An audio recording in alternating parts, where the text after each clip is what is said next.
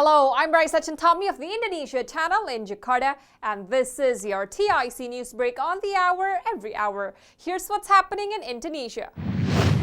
World leaders at the G20 summit meeting struggled to find common ground on the war in Ukraine in their closing statement on Wednesday, underscoring the gulf between the West and other countries on Russia's actions. The summit did not result in a customary joint communique, but the officials were able to agree on a leader's declaration. The statement said that most members strongly condemned the war in Ukraine, but that there were other views and different assessments of the situation and sanctions. Major powers like India and China have been unwilling to join the Western-led sanctions against Moscow, and Indonesia has not explicitly condemned Russia over the invasion. President Joko Widodo described the paragraph on the war as the most highly debated.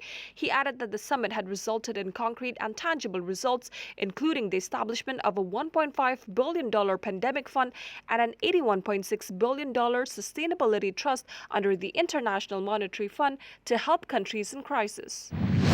Leaders of Security Alliance NATO and the G7 countries held an emergency meeting late Tuesday after reports of a missile explosion in Poland near the border with Ukraine. The meeting was held on the sidelines of the G20 summit in Bali and attended by leaders of Canada, the Netherlands, Spain, the United Kingdom, and the United States. Ukrainian President Volodymyr Zelensky said on Tuesday that Russia had already given its answer to Indonesia's call to end the war at the G20 summit. According to Zelensky, Russia launched a total of 90 missiles on Tuesday. These massive missile attacks pounded Ukraine's energy facilities, causing widespread blackouts and damaged enterprises and residential buildings.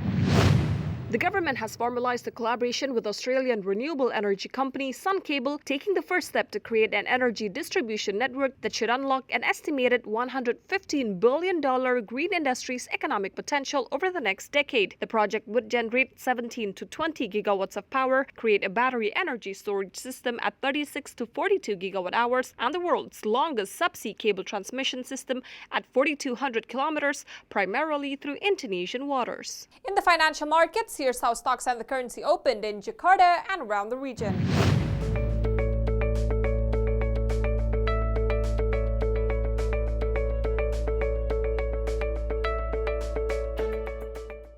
If you're heading to Indonesia or traveling within the country, here's the weather forecast for major destinations.